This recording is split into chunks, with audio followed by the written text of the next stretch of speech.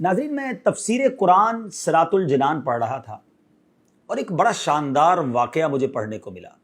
قرآن پاک کی ایک آیت کے تحت یہ واقعہ مفتی صاحب نے لکھا اور حدیث پاک میں گویا یہ واقعہ ہے، اور یہ پیارے آقا علیہ الصلوۃ والسلام کے دور میں ہوا۔ ماجرا یہ تھا کہ ایک شخص جس کا نام تھا ثعلبہ پیارے آقا علیہ الصلوۃ والسلام کے پاس آیا اور کہتا، حضور میرے مال میں برکت کی دعا کر دیں۔ میں اس واقعے کا خلاصہ پیش کر رہا ہوں۔ تو پیارے آقا علیہ الصلوۃ والسلام نے فرمایا، اے ثعلبہ، وہ اچھا ہے مال جس پر تم اللہ کا شکر ادا کر سکو، چاہے وہ تھوڑا ہو، اس زیادہ مال سے بہتر ہے جس کا تم شکر ہی ادا نہ کر سکو۔ کچھ دنوں کے بعد ثعلبہ پھر آیا، کہتا، حضور میرے مال میں برکت کی دعا کر دیں۔ پیارے آقا علیہ الصلوۃ والسلام نے دعا کر دی۔ اب نبی پاک دعا کریں تو قبول تو ہونی تھی۔ اس کی بکریاں ملٹی پلائی ہونے لگ گئیں۔ اب اتنی بکریاں ہو گئی کہ مدینہ منورہ میں جگہ ہی نہ بچی جہاں وہ اپنی بکریاں رکھ سکتا۔ وہ اپنی بکریوں کو لے کر شہر سے باہر جنگل میں چلا گیا۔ اچھا، مال تو بڑھ گیا، مگر پہلی محرومی اس کو یہ ملی کہ وہ نماز میں نہیں آتا، جماعت میں اور جمعے کی نماز میں بھی نہیں آ سکتا تھا۔ نبی پاک علیہ الصلوۃ والسلام نے پوچھا، ثعلبہ کا کیا حال ہے؟ صحابہ کرام نے کہا، حضور بہت پیسے ہو گئے، بڑا مال ہو گیا، اتنی بکریاں ہو گئی کہ اب مدینے میں جگہ ہی نہیں رکھنے کی۔ نبی پاک علیہ الصلوۃ والسلام نے فرمایا، ثعلبہ پر افسوس ہے۔ اب نبی پاک نے یہ فرمایا تو دیر از سم تھنگ رانگ۔ اب کیا ہوا؟ اتنی بکریاں بڑھ گئیں کہ اب جنگل میں بھی جگہ نہ بچی۔ پیارے آقا علیہ الصلوۃ والسلام نے صحابہ کرام کو آرڈر دیا کہ جاؤ اور لوگوں سے زکوٰۃ وصول کرو۔ صحابہ کرام زکوٰۃ لیتے لیتے ثعلبہ کے پاس پہنچے اور کہا کہ تم نے بھی زکوٰۃ دینی ہے۔ جب اس نے کیلکولیٹ کیا تو زکوٰۃ میں تو بہت ساری بکریاں دینی پڑ جاتی۔ کہتے مجھے تو یہ ٹیکس معلوم ہو رہا ہے، میں بعد میں بتاؤں گا۔ صحابہ کرام جب ریٹرن بیک ہوئے نبی پاک علیہ الصلوۃ والسلام کی بارگاہ میں، اس سے پہلے کہ وہ بتاتے کہ ثعلبہ نے کیا کہا، نبی پاک نے 2 ٹائمز، جی ہاں 2 بار فرمایا، ثعلبہ پر افسوس ہے۔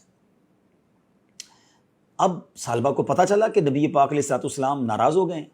وہ آیا پیارے آقا کی بارگاہ میں، کہا، حضور معاف کر دیں، یہ زکوٰۃ لے لیں۔ مگر اس کے آنے سے پہلے قرآن پاک کی ایک آیت نازل ہو چکی تھی، اور ان میں کچھ وہ ہیں جنہوں نے اللہ سے عہد کیا ہوا ہے کہ اگر اللہ ہمیں اپنے فضل سے دے گا تو ہم ضرور صدقہ دیں گے اور ہم ضرور صالحین میں سے ہو جائیں گے۔ پھر جب اللہ نے انہیں اپنے فضل سے عطا فرمایا تو اس میں بخل کرنے لگے اور منہ پھیر کر پلٹ گئے، وعدہ خلافی کی اللہ سے۔ پیارے آقا علیہ الصلوۃ والسلام نے اس کی زکوٰۃ، اس کا مال قبول نہیں کیا، اسے ریٹرن کر دیا۔ اب ثعلبہ سر پر خاک ڈالتا ہوا واپس ہوا۔ پیارے آقا علیہ الصلوۃ والسلام ظاہری طور پر پردہ فرما گئے دنیا سے۔ حضرت ابوبکر صدیق کا دور آیا، ثعلبہ پھر آیا، کہتا، حضور میری زکوٰۃ لے لیں۔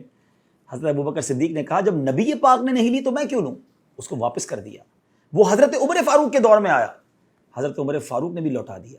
سیدنا عثمان غنی رضی اللہ تعالیٰ عنہ کے دور میں اس کا انتقال ہو گیا۔ ناظرین، اس واقعے کے بعد قبلہ مفتی قاسم صاحب نے تفسیر قرآن صراط الجنان میں کمال کی باتیں لکھی کہ آج ہم کیا کرتے ہیں؟ دعا کرتے ہیں، یا اللہ بس مال دے دے، پھر زکوٰۃ بھی پوری دینی، پھر صدقہ بھی خوب کرنا، پھر میں تیری راہ میں خوب خرچ کروں گا، مسجدیں بھی بناؤں گا۔ پیسہ آنے کے بعد سب بھول جاتے ہیں۔ یا اللہ اس مشکل سے نکال دے، بس پھر میں نے نمازیں ہی پڑھنی ہے، نفل ہی پڑھنے ہیں، میں نے صدقہ خیرات ہی کرنی ہے، بس یہ بیماری دور ہو جائے، یہ قرضہ اتر جائے۔ کتنے وعدے کیے زندگی میں، جب وہ کام ہو گئے تو سب بھول گئے۔ غور کیجئے، کہیں ہم یہ والا کام تو نہیں کر رہے جو ثعلبہ نے کیا تھا؟ اور پھر ایسی لعنت ہوتی ہے کہ پھر اس کی زکوٰۃ بھی قبول نہ کی گئی۔ علماء نے اس پر بھی ڈیبیٹ کی ہے کہ کیوں ثعلبہ کی توبہ قبول نہیں ہوئی، ثعلبہ کی زکوٰۃ قبول نہیں کی جاتی تھی۔ تو بتایا گیا کہ ثعلبہ جب بھی پیسے دینے آتا تھا نا، اس ڈر سے آتا تھا کہ لوگ برا بھلا کہہ رہے ہیں مجھے، اتنا برا ہوں میں کہ میری زکوٰۃ ہی قبول نہیں ہو رہی ہے۔ وہ لوگوں کی شرم میں عبادت کرتا تھا، اللہ کے لیے نہیں۔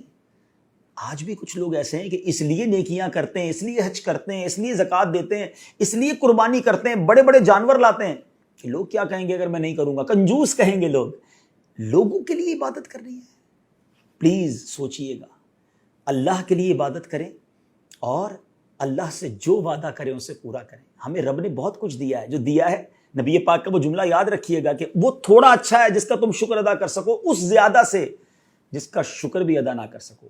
آخری بات کہہ کر گفتگو ختم کرتا ہوں کہ ایک بڑا پیارا کوسچن کیا گیا کہ ہمیں کیسے پتا چلے کہ یہ نعمت ہے جو ہمیں اللہ نے عطا کی ہے یا یہ ہماری آزمائش ہے؟ علماء نے بڑا پیارا جواب دیا کہ جو نعمت تمہیں ملے اور تمہیں اللہ سے قریب کر دینا، سمجھ لو وہ نعمت ہے۔ اور جب تمہیں کوئی نعمت ملے، کوئی مال ملے، کوئی بھی چیز ملے اور وہ تمہیں اللہ سے دور کر دے، سمجھ لو وہ آزمائش ہے۔ تو اللہ سے ہم اچھی نعمتوں کا سوال کرتے ہیں جو ہمیں رب سے قریب کرتے ہیں۔ صلو علی الحبیب صلی اللہ تعالی علی محمد صلی اللہ علیہ وسلم۔